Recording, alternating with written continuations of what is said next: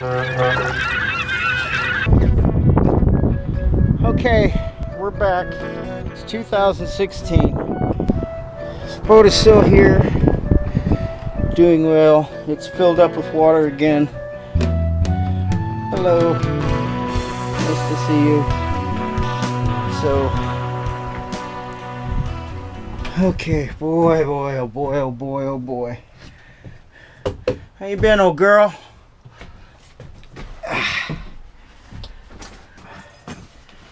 Haven't done an update on the boat in a while, but there's been good reason for that, and it's called paperwork.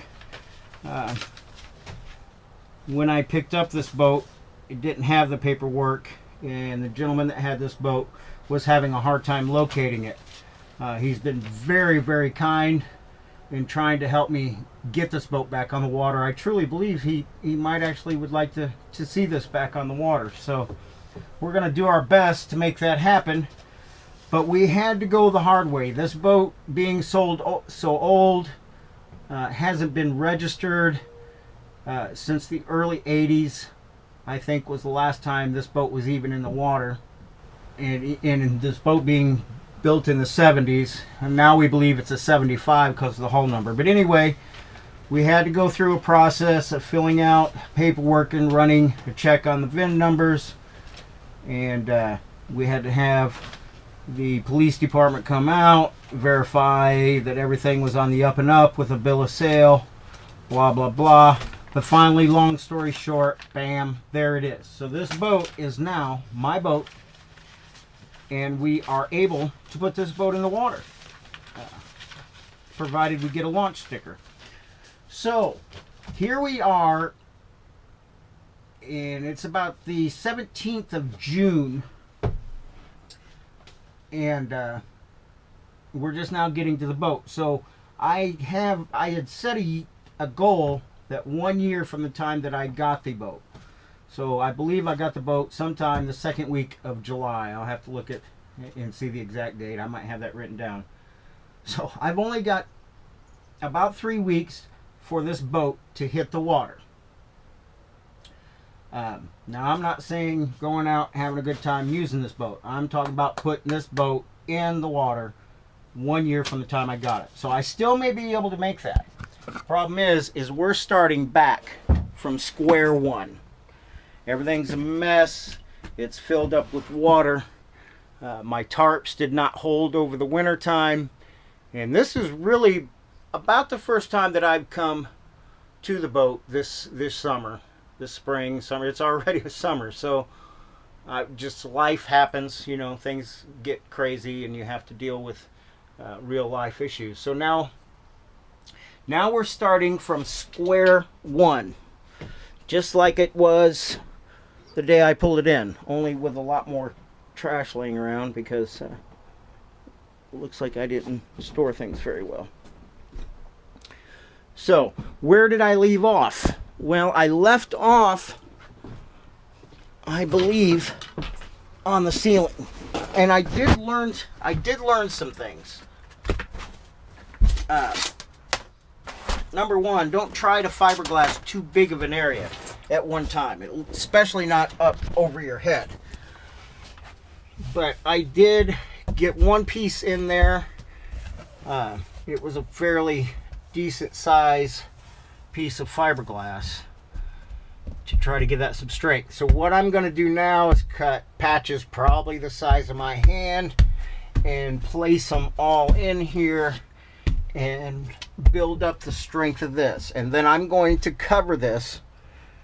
I've got an idea of how I'm going to cover it, and I'm looking forward to it. So don't try to fiberglass too big of an area at once.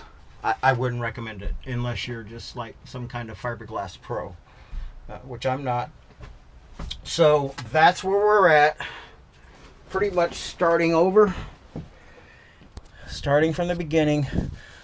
We have all our paperwork. So from the state of Indiana, which is, it's not the biggest boating state, although there are a lot of boats because there's a lot of reservoirs, which I think I think I might have a YouTube video up of the reservoir. If not, I think there's one coming, because we got Mark's boat. We turned it back into a sailboat, and we took it out for a test run. And that was actually a really great day. We had great wind, and I'll try to show some of that, but we had really great wind. And when the wind hit those sails, and there hadn't been sails on that boat in probably 3 years, 2 or 3 years anyway, and those cables stretched and everything started stretching, and that boat just creaked and popped, and it was kind of an eerie feeling, but at the same time it sounded so good to hear that boat really stretch out and everything stretch out on that boat. So that was a good day of sailing, and some good practice for me, because once I get this on the big water, I need to know what I'm doing. So this is good practice, and to get better with my sailing skills. So anytime that you leave something setting for a while, you wind up getting these critters. And that's what I have. I'm actually surprised that I've only found one so far. So this could be fun. Let's try to get a look at them without getting stung. Oh, there they are. Oh man, this don't have a tip on it.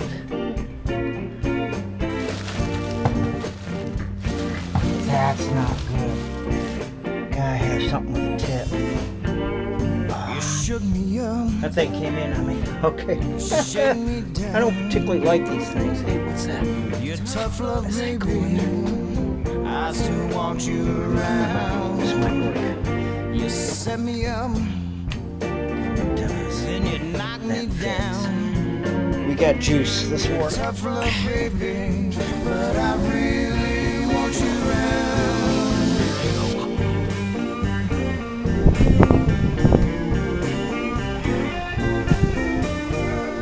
That was a little tiny one too. Glad it didn't get any bigger. Seen some big ones, man.